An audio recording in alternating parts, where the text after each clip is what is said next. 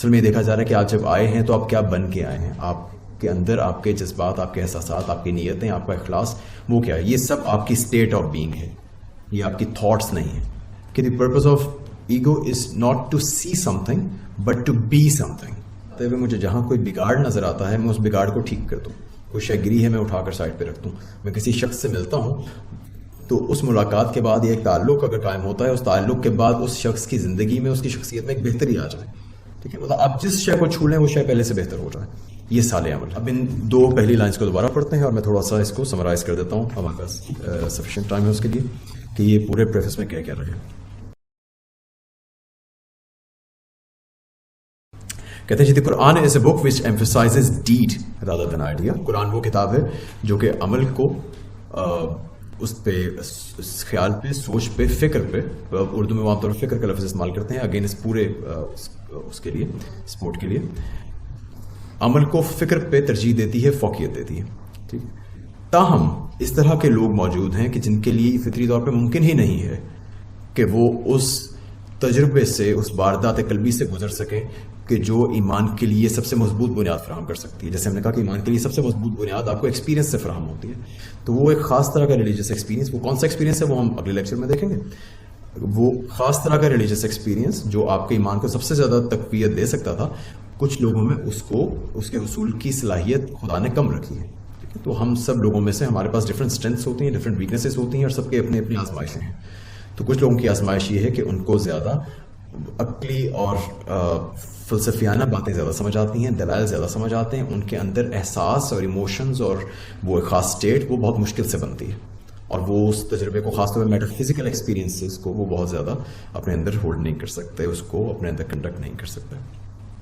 اچھا, مور over the modern mean by developing habits of concrete thought, habits which Islam itself fostered, at least in the early stages of cultural career, has rendered himself less capable of that experience, which he further suspects because of its liability to illusion. کہ مزید پہلا ایک مسئلہ تو یہ کہ کچھ افراد اس کے فطری طور پہ قابل نہیں تھے. کچھ کے ساتھ کیا ہوا کہ ہمارا یہ ماڈرن ڈے, جو ہماری یہ ماڈرن ایج ہے, اس نے ہمارے ذہنوں کو اس طرح کا بنا دیا ہے, ایک ایسی کانکریٹ شیپ دے دی ہے, ایسی فارم میں ڈال دیا ہے, یوں تربیت کی ہے ہماری کہ ہم اس کے قابل نہیں رہ گئے, ہم اس میٹا فزیکل ایکسپیرینس کے قابل نہیں رہ گئے. اور اگر کوئی ہمیں میٹا فزیکل ایکسپیرینس ملتا بھی ہے, کوئی ہمیں کوٹ کیا جاتا ہے, ایون وہی کے بارے میں بات کی جاتی ہے, تو بہت سارے لوگ اس کو سسپیشس ہو کے سنتے ہیں, اس کے بارے میں شک میں مبتلا ہو جاتے ہیں کہ پتہ نہیں یہ سچ ہے یا سچ نہیں ہے. کیونکہ ایسے سائیکولوجیکلی اسپیکنگ, ایسے نفسیاتی امکانات موجود ہیں کہ جن کے بعد لوگ اس طرح کے دعوے, جھوٹے دعوے بھی کرتے ہیں. ٹھیک ہے, بعض ایسے بھی موجود ہیں جس میں ان کو یہ واقعتاً لگتا ہے کہ وہ ہیں جو کہ وہ نہیں ہیں. ٹھیک ہے, آپ کا فاؤنٹین ہاؤس کا تو آپ وہاں پہ رہے ہیں, آپ نے بہت سارے ایسے کیسز دیکھے ہیں. ٹھیک ہے, تو ایسے کیسز بے شمار موجود ہیں. وہ ایک بندہ کھڑے ہو کے دعویٰ کر دیتا ہے کہ میں تو بادشاہ ہوں اور یہ دربار لگا ہوا ہے. تو اس طرح کی آپ کو کیسز ملتے ہیں.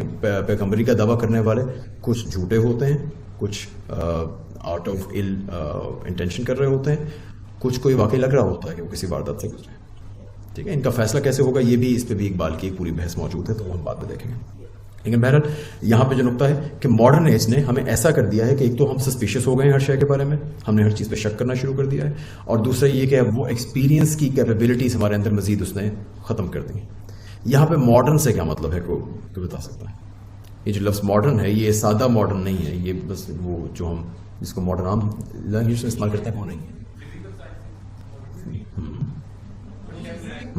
ہاں, یہاں پہ یہ ماڈرن کا لفظ استعمال کر رہے ہیں, دو کانٹیکسٹ میں استعمال ہوتا ہے, ایک ماڈرنٹی کے حوالے سے, ماڈرنٹی, اور ایک ماڈرنزم کے حوالے سے.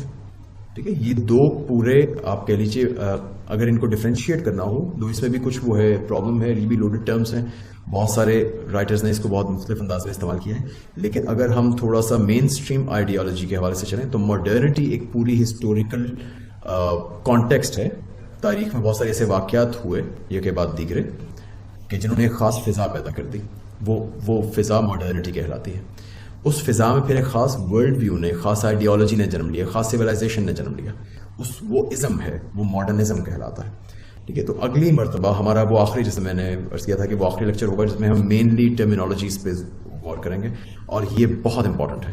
اقبال کا یہ پورا پروجیکٹ, اس میں جو چند ایک بڑے آپ کہہ لیجیے ایمفسس ہیں, وہ ان میں ایک ایمفسس ماڈرنٹی اور ماڈرنزم کے خلاف جنگ ہے. ٹھیک ہے, ماڈرنزم ایک خاص ازم ہے, وہ ازم اپنے ساتھ کیا کیا لے کر آیا ہے, اس میں کچھ خوبیاں بھی یقیناً ہیں, لیکن اس میں جو خامیاں ہیں وہ بہت بڑی خامیاں ہیں, وہ ہمیں ہمارے اپنی روح سے محروم کر دیتی ہیں. تو ان خامیوں کو, مطلب یہ روح اس والے حوالے سے نہیں بول رہا ہوں, محاورتاً بول رہا ہوں. تو ان خامیوں کے خلاف اقبال نے باقاعدہ جنگ کی ہے. تو اس لیے یہ سمجھنا, ماڈرنٹی کو اور ماڈرنزم کو سمجھنا بہت ضروری ہے. یہ ہم اگلی مرتبہ کریں گے. باقی پریفس کو پورا کر لیتے ہیں. جی وہ الگ ہے, وہ نہیں, وہ اپوزٹ آف ماڈرن نہیں ہے. پوسٹ کا مطلب ہے بعد میں آنے والا. یہ ماڈرنزم کے بعد پوسٹ ماڈرن آیا ہے, اور یہ دونوں ماڈرنٹی کے وطن سے نکلے ہیں. یہ دونوں, وہ جو میں نے کہا نا کہ خاص فضا پیدا ہوئی تاریخی, دونوں اسی سے نکلے ہیں. اور اس کے علاوہ بے شمار چیزیں نکلی ہیں, democracy, Marxism, communism, socialism, capitalism, اتنے متضاد چیزیں اس سے پھیل کے باہر آئی ہیں اس ایک ماڈرنٹی کے اندر سے, کہ حیرت ہو جاتی ہے کہ یہ کس طرح سے اس نے پوری کائنات کو بدل کے رکھ دیا ہے. لیکن اس کو ہم اگلی مرتبہ اچھے طریقے سے اسٹڈی کریں گے. پوسٹ ماڈرنزم کو اسٹڈی نہیں کریں گے, اس کا میں صرف اشارہ دے دوں گا, کیونکہ پوسٹ ماڈرنزم اس میں اپوزٹ نہیں ہے. وہ اس کی اگلی فردر ایک طرح سے پروگریشن ہے, جس میں کچھ اس سے چیزوں میں تبدیلی بھی آئی ہے. ماڈرنزم کے جو آئیڈیالوجیز بدل گئی ہیں, لیکن وہ اسی کی کنٹینیویشن ہے. اس کو ہم دیکھتے ہیں کہ وہ کنٹینیویشن کس طرح سے ہے. آگے چلتے ہیں. اچھا, اب یہ دیکھ لیجیے یہاں پہ اب اقبال نے کیا کیا ہے. یہ پہلی 3 لائنوں میں انہوں نے آپ کو یہ بتایا ہے کہ انہوں نے یہ کتاب آف آئیڈیاز کیوں لکھی ہے.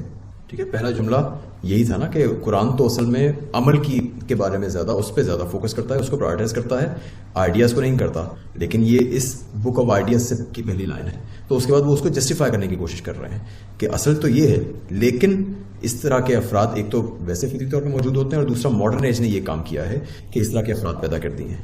تو ان حالات میں یہ کتاب, یہ فلسفی ضروری ہے. وہ آگے بتاتے ہیں کہ کیوں ضروری ہے. Right. The more genuine schools of Sufism have no doubt done good work in shaping and directing the evolution of religious experience in Islam, but their latter-day representatives, owing to their ignorance of the modern mind, have become absolutely incapable of receiving any fresh inspiration from modern thought and experience. کہ ہمارے صوفیہ نے, Sufism کے discipline کی ایک تعریف کر رہے ہیں کہ ہمارے صوفیہ نے یہ کام بہت خوبصورتی سے, بہت خوش اسلوبی سے انجام دیا تھا اپنے وقت میں, کہ انہوں نے ہمارے لیے اس ایکسپیرینس کو قابل حصول بنا دیا تھا بہت زیادہ. انہوں نے پورا تقریباً اس زمانے کے حوالے سے سائنٹیفک بنیادوں پہ ایک ڈسپلن بنا دیا, ایک راہ سلوک بنا دی, کہ جس سے گزر کے آپ اپنے آپ کو یوں ٹرین کر لیتے ہیں کہ آپ کے لیے ایسے ایکسپیرینس کا حصول بہت آسان ہو جاتا ہے جو فیتھ کو جنم دیتا ہے, جو فیتھ کو بہت مضبوط کر دیتا ہے. ٹھیک, لیکن انہوں نے اس میں پروگرس نہیں کیا. انہوں نے جس زمانے میں ان پریکٹسز کو, اس ڈسپلن کو ڈیفائن کیا تھا, ڈیوائز کیا تھا, بنایا تھا, وہ اسی زمانے تک انہوں نے اس کو روک دیا. انہوں نے نئے زمانے کے اعتبار سے جو نئے تقاضے تھے, جو نئی ڈیمانڈس تھیں, نئی ریکوائرمنٹس تھیں نئے زمانے کی, ماڈرن ایرا کی, جس کو ہم دیکھیں گے کہ ماڈرن ایرا کیا ہے, اس کی ڈیمانڈس کو وہ فلفل نہیں کر سکے. انہوں نے اس کے لیے اپنے ڈسپلن کو ریلیونٹ نہیں بنایا. ٹھیک, they are perpetuating methods which were created for generations possessing a cultural outlook differing in important respects from our own. وہی والی بات کہ انہوں نے جس زمانے کے لیے بنایا تھا, اس زمانے کی کا جو کلچرل آؤٹ لک تھی, جو ان کے کلچرل ایسپیکٹس تھے, وہ بہت ہمارے کلچر سے بہت مختلف تھے. ٹھیک ہے, تو یہ اس کی وجہ سے اب وہ سوٹیبل نہیں رہے وہ سارے طریقے اور وہ practices. Your creation and resurrection, says the Quran, are like the creation and resurrection of a single soul, a living experience of the kind of biological unity. اس پارٹ کو بھی رہنے دیتے ہیں, یہ تھوڑا زیادہ تفصیل طلب ہے. In the absence of such a method, the demand for a scientific form of religious knowledge is only natural. کہ اب تصوف کے وہ جو میتھڈس تھے وہ پرانے ہو گئے, اور نئے میتھڈز وہ بنا نہیں سکے. ہمارے جو تصوف کے جو سلسلے تھے, اس میں جو نئے لوگ آئے, انہوں نے اپنی چیز کو ریلیونٹ نہیں بنایا, تو اب وہ ہمارے پاس موجود نہیں ہے. اب یہ ایک اقبال کی وشفل تھنکنگ ضرور ہے کہ ہم آج ایسا کوئی نیا ڈسپلن بنا سکیں, اس کی وہ بات آگے کرتے ہیں. لیکن اس بک کا مقصد یہ ہے کہ اس میں ایسے وقت میں جس وقت ہمارے پاس وہ چیز اویلیبل نہیں ہے, وہ ایکسپیرینسز اور ان کی پریکٹسز اویلیبل نہیں ہیں, تو ہمارے لیے بہت ضروری ہو گیا ہے کہ ہم ریلیجس نالج کی ایک سائنٹیفک فارم پیش کر سکیں. کیونکہ ہمارا اس وقت کا جو ماڈرن ڈے مائنڈ ہے وہ زیادہ سائنٹیفک ہے, وہ صرف کانکریٹ شے کو انڈرسٹینڈ کرتا ہے, اور میٹافزیکل چیزوں کو، جو شے اس کو نظر نہیں آتی، جو وہ محسوس نہیں کر سکتا، اس کو وہ شک کی نگاہ سے دیکھتا ہے، اس کے بارے میں ڈاؤٹ فل ہے. تو ایسے وقت میں اس بات کی بہت ضرورت ہے کہ ہم اپنے ریلیجیس نالج کو، اپنے جو دینی علوم ہیں، ان سب کو زیادہ سائنٹیفک فارم میں پیش کر سکیں. So in these lectures, which were undertaken at the request of the Madras Muslim Association and delivered at Madras, Hyderabad and Aligarh, I have tried to meet, even though partially, this urgent demand by attempting to reconstruct Muslim religious philosophy with due regard to philosophical traditions of Islam and the more recent developments in the various domains of human knowledge. تو کہنے کہ ان lectures میں نے یہی کیا ہے کہ کوشش کی ہے کہ مکمل طور پہ تو نہیں لیکن پارشلی کسی حد تک ایک آپ یوں کہہ لیجیے کہ ایک پروف آف کانسیپٹ کے طور پہ، ایک سیمپل کے طور پہ میں ریلیجن کے بعض ان کو چیزوں کو، بعض علوم کے بعض حصوں کو اسی طرح سے سائنٹیفک فارم میں، فلسافیکل فارم میں آپ کے سامنے پیش کر سکوں. اور وہ فلسافیکل اور سائنٹیفک فارم جو ہے وہ ہمارے اپنے ٹریڈیشن سے، ہماری روایت سے بھی بینیفٹ کرتی ہے، اور اس کے ساتھ ساتھ جو ماڈرن ریکوائرمنٹس ہیں، ماڈرن ڈیمانڈس ہیں، ان کو فلفل کرنے کی بھی کوشش کرتی ہے. تو یہ وہی والا کام جو ہم نے شروع میں کہا تھا کہ ہمارے اسکالرس کی بہت بنیادی ذمہ داری ہے کہ پرانے ڈسپلنس اور ہماری جو ایک روایت ہے اس کو، اور جو ٹیکسٹ دیا گیا ہے اس کو، اور نئے زمانے کی ریکوائرمنٹس کو ان کے بیچ میں تطبیق کرے، اور نئے زمانے کی جو نئے نالج ہیں، نئے ڈسپلنس ہیں، نئے فیکٹس جو ہمارے پہ اشکار ہوتے ہیں، ان کے ساتھ، ان کے اور اس کے بیچ میں گیپ کو برج کرے، ٹھیک ہے، ان کے بیچ میں ریکنسائل کرے. تو یہ پروجیکٹ ہے اقبال کا جو اس ریکنسٹرکشن میں دیا گیا ہے. تو یہ پیورلی فلسافیکل پروجیکٹ ہے، ٹھیک ہے. یہ پروجیکٹ آف آئیڈیاز ہے کہ وہ اسلامک ریلیجس نالج کو نئے نالج کے ساتھ، ہمارے اب کے جو آج کل جو اویلیبل نالج ہے اور ہمارے جو اس وقت تربیت یافتہ، نئے زمانے کے تربیت یافتہ ذہن ہے، ان کے لیے ایک سائنٹیفک فارم میں، کسی حد تک سائنٹیفک فارم میں، کیونکہ فلاسفی از ناٹ سائنس، تو یوں کہہ لیجیے کہ فلسافیکل لاجیکل فارم میں پریزنٹ کرنے کی کوشش کرتے ہیں. ٹھیک. تو باقی جو ہے وہ اسی کی کچھ تفصیلات ہیں کہ یہ وقت کیوں اس کے لیے بہت ایپٹ ہے، بڑا سوٹیبل ہے اس طرح کے پروجیکٹ کے لیے، اور ہمارا کام یہ ہے کہ ہم اس میں آگے بڑھتے رہیں. اور یہ کہ یہ جو میں پیش کر رہا ہوں یہ حتمی بات نہیں ہے، یہ صرف پہلی بات ہے. تو اور ہر نسل کا یہ ایک طرح سے ہر نسل کی ذمہ داری ہے کہ وہ اس بات کو لے اور اس بات کو سمجھنے کے بعد ایک تنقیدی نظر سے دیکھ کے اس سے بہتر کانسیپٹس، اس سے بہتر آئیڈیاز پریزنٹ کریں. مطلب ابھی ہم یہاں پہ ہم جتنا اقبال کو پڑھ رہے ہیں نا، ہم ایگزیکٹلی کوشش کر رہے ہیں کہ just as Iqbal conceptualises these things, اس طرح سے ہم بیان کر دیں، اس میں اپنی طرف سے کچھ شامل نہ کریں. اس میں ایسے مقامات ہیں جہاں پہ ممکن ہے کہ مجھے اس پہ اطمینان نہ ہو، مجھے اختلاف ہو، اور بعض جگہوں پہ بہت بڑے بڑے اسکالرس کو اختلاف ہے. لیکن ہر چیز کے اختلاف کا ادب یہ ہے کہ پہلے شے کو پورے طور پر سمجھا جائے، پورے ادب کے ساتھ، اور پورے اس کے اپنے الفاظ میں، اس کی اپنی شرائط پہ، پھر آپ سوچیں کہ اس پہ کریٹیکلی آپ نے کیسے دیکھیں.